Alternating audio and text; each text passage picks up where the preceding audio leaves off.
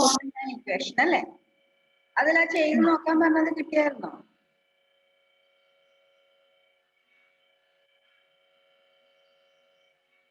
കിട്ടിയായിരുന്നോ? ചെയ്ത് നോക്കിയോ? No, miss. Okay, പറഞ്ഞുതരാം. Write the equations for the following statements. അതിൽ first one, the sum of number x and 5 is 13. Sum of number x and 5 is 30. X ന്റെയും Miss, x plus 5 equal 13 ആയിരിക്കുമല്ലോ miss? x plus 5 is 30. Equal to 13. അതന്നെയാണ് sum of x and 5 is 30. അടുത്തതോ 3 subtracted from y is 7. 3 subtracted from y. y ൽ നിന്ന് from y എന്ന് പറയുമ്പോൾ y ൽ നിന്ന് 3 subtract ചെയ്താൽ എത്ര കിട്ടും? 7. y minus 3 is equal to 7. അതാണ് 3 subtracted from y is 7. Next, 7 times p is 84. 7 times p is 84. 7 times എന്ന് പറയുമ്പോൾ തന്നെ അവിടെ അറിയാം നമുക്കത് മൾട്ടിപ്ലിക്കേഷനാ വരാം. 7 times p എന്ന് പറയുമ്പോൾ 7 p is equal to 84. 7p is equal to 84. Next, fourth one നോക്കാം. The number n divided by 5 gives 9. The number n എന്ന് പറയുന്ന നമ്പറിനെ 5 കൊണ്ട് ഡിവൈഡ് ചെയ്താൽ gives 9. n divided by 5 is equal to 9. അതാണ് the number n divided by 5 is 9. അടുത്തത് അഞ്ചാമത്തത് 3/4 of m is 21. 3/4 of എന്ന് പറയുമ്പോൾ 3/4 of എന്ന് പറയുമ്പോൾ into 3/4 of m is 21. അപ്പൊ നമ്മള് ഒരു ഫ്രാക്ഷനും ഒരു ഹോൾ നമ്പറും മൾട്ടിപ്ലൈ ചെയ്യുന്ന സമയത്ത് അതിന്റെ ന്യൂമറേറ്ററും ഹോൾ നമ്പറും തമ്മിൽ മൾട്ടിപ്ലൈ ചെയ്യാം. എന്നിട്ട് ഡിനോമിനേറ്റർ അതുപോലെ തന്നെ എഴുതാം. അപ്പൊ ഇതെങ്ങനെ നമുക്ക് മാറ്റി എഴുതാം? 3m divided by 4 is equal to 21. 3m by 4 is equal to 21. ആറാമത്തത് the sum of 3 times x and 5 is 17. Sum എന്ന് പറയുമ്പോൾ തന്നെ അവിടെ addition. Sum of 3 times x. 3 times x എന്ന് പറയുമ്പോൾ 3x. 3 times x and 5. 3 times x ഉം 5 ഉം കൂടി add ചെയ്യുമ്പോൾ നമുക്ക് എത്ര കിട്ടും? 17 എന്ന് കിട്ടും. അതാണ് sum of 3 times x and 5 is 17. Next, 3/4 of y when added to 4 gives 16. 3/4 of y. 3/4 of y എന്ന് പറയുമ്പോൾ 3/4 of എന്ന് പറയുമ്പോൾ into y when added to 4. ഇത് 4 നോട് ആഡ് ചെയ്യുമ്പോൾ എത്ര കിട്ടുന്നു? 16. 3/4 of y when added to 4 is 16. അതായത് 3y by 4 plus 4 equal to 16. അടുത്തത്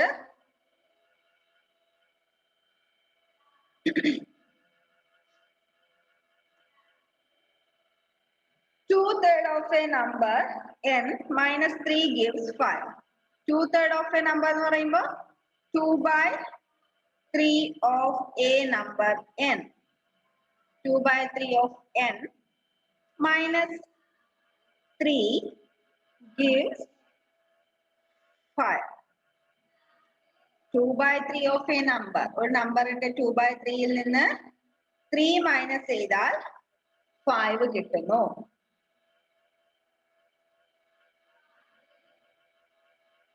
ഓക്കെ, അങ്ങനെയാണെങ്കിൽ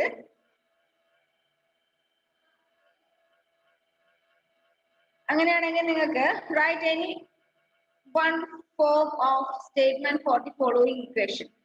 അടുത്ത question, x plus 5 equal to 14 എന്നത് നമ്മൾ എങ്ങനെ സെന്റൻസിൽ പറയും? x plus 5 equal to 14 എങ്ങനെ പറയാം? ഏത് സെന്റൻസിനെ ആയിരിക്കും നമ്മൾ x plus 5 equal to 14 എന്ന് പറയുന്നത്? Sum of a number and 5 is 14. അല്ലെ? Sum of a number and 5 is 14.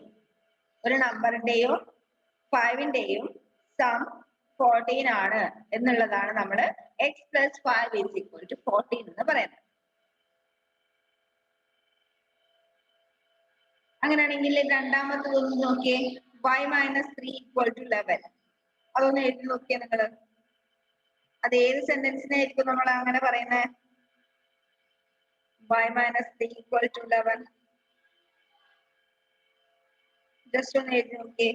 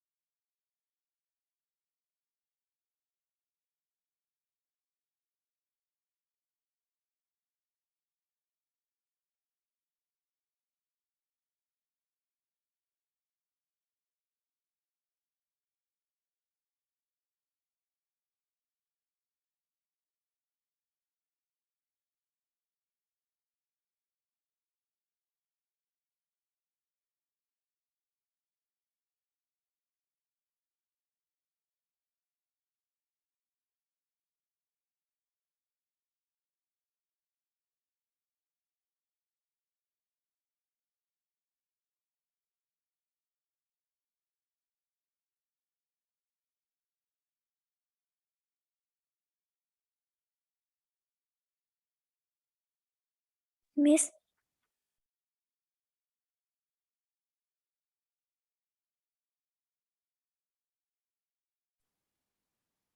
Miss,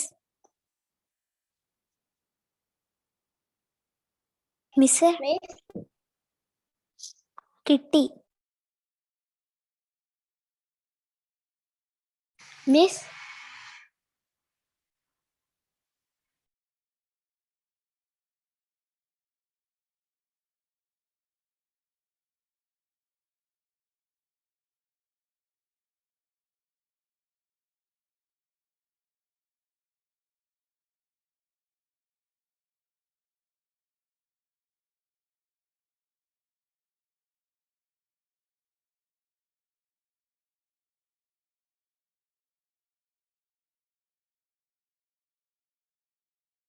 Miss, കേൾക്കാമോ?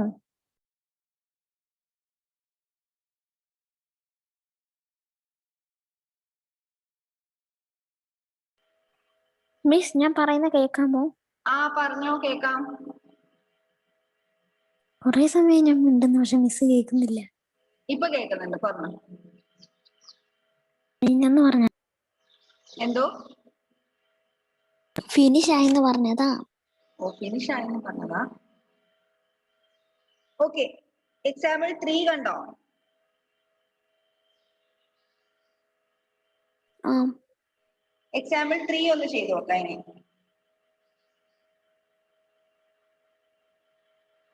മിസ്, ആ വേർഡ് മീനിങ് തന്നെയല്ലേ? പേജ് നമ്പർ 90 എക്സാമ്പിൾ 3 ഒരു ക്വസ്റ്റ്യൻ ഉണ്ടോ?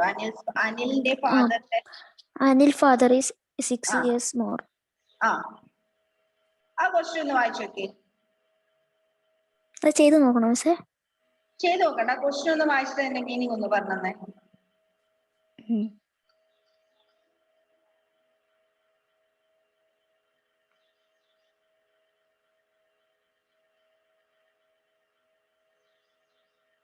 ക്വസ്റ്റ്യൻ ഒന്ന് ജസ്റ്റ് വായിച്ചു നോക്കാം, എന്നിട്ട് അതിന്റെ മീനിങ് ഒന്ന് പറഞ്ഞേ. മിസ്,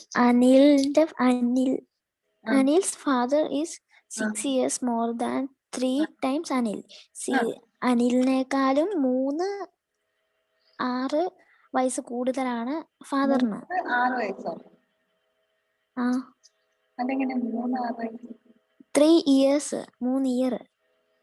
3 years അല്ലല്ലോ, 6 years അല്ലേ? 6 years. If Anil father 40 years old. ഇപ്പൊ അനിലിന്റെ ഫാദറിന് 42 വയസ്സാണ്.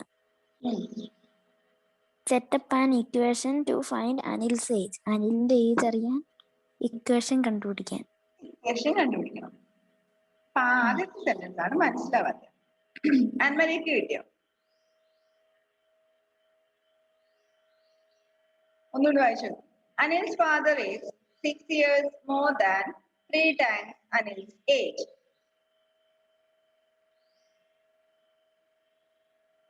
ഒരു ഭാഗമാക്കിയിട്ട് Anil's father is 6 years more than 3 times Anil's age.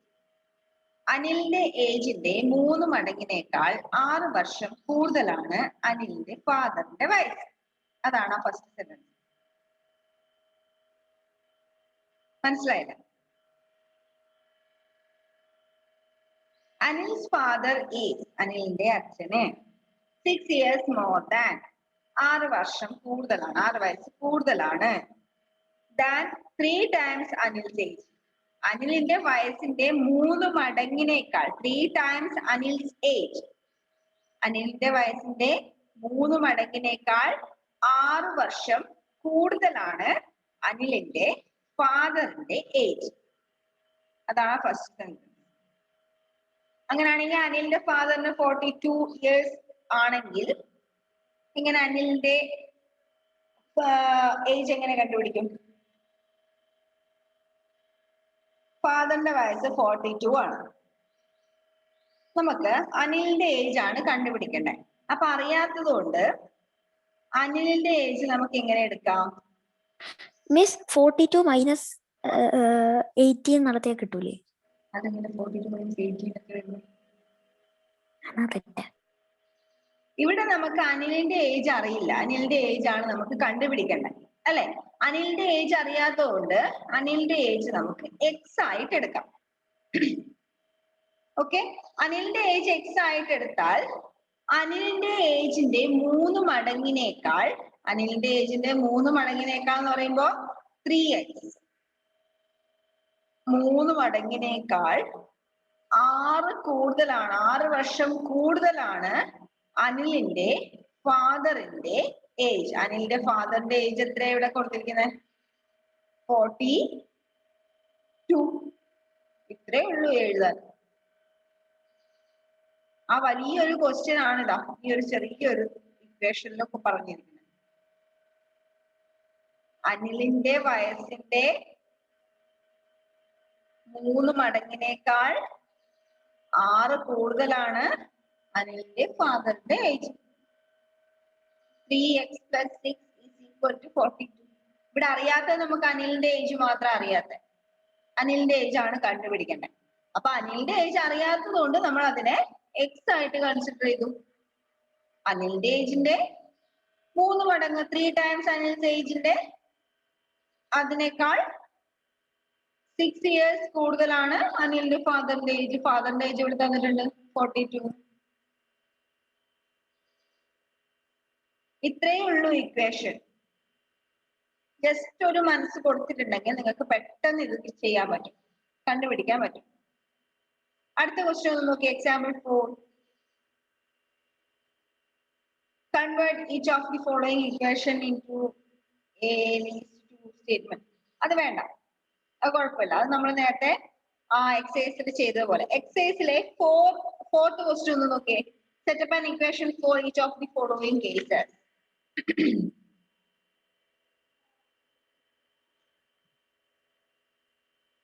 Page number 91 exercise 7A നാലാമത്തെ question. Set up an equation for each of the following cases.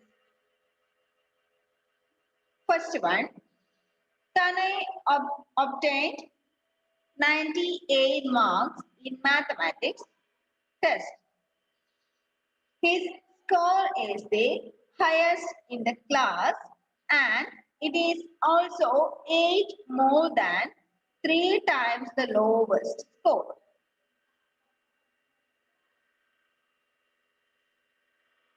ഒരു ഹിന്റും കൊടുത്തിട്ടുണ്ട് അവിടെ. Take the lowest score to be L. തനയ് എന്ന് പറയുന്ന ഒരു കുട്ടി, തനയ് obtained 98 marks in mathematics test. തനയ് എന്ന് പറയുന്ന ഒരു കുട്ടിക്ക് മാത്തമാറ്റിക്സ് ടെസ്റ്റില് 98 മാർക്സ് കിട്ടി. His score is the highest in the class.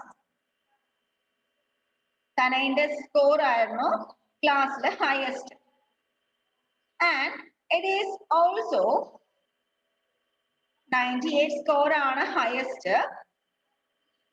പിന്നെ എന്തും കൂടി പറയുന്നുണ്ട്, it is also 8 more than 3 times the lowest score. Lowest സ്കോറിന്റെ 3 ടൈംസിനേക്കാൾ 8 കൂടുതലാണ് തനയിന് കിട്ടിയ ഈ ഹയസ്റ്റ് സ്കോർ. ഇപ്പൊ നമ്മൾ അനിലിന്റെ ഫാദറിന്റെ കേസ് പറഞ്ഞതുപോലെ തന്നെയാണ്. ഒന്ന് ചിന്തിച്ചു നോക്കിയേ. ലോവസ്റ്റ് സ്കോറിന്റെ 3 മടങ്ങിനേക്കാൾ 8 കൂടുതലാണ് ഈ കിട്ടിയിരിക്കുന്ന മാർക്ക് 98 എന്ന് പറയുന്ന മാർക്ക്. ഒന്ന് ജസ്റ്റ് ഒരു ഇക്വേഷൻ പോലെ ഒന്ന് എഴുതിയിട്ട് ഒന്ന് കിട്ടിയൊന്ന് മെസ്സേജ് അയച്ചു മിസ്സിന്. ഇവിടെ ശ്രദ്ധിക്കുക, എന്താ ഇവിടെ പറഞ്ഞിരിക്കുന്നത്?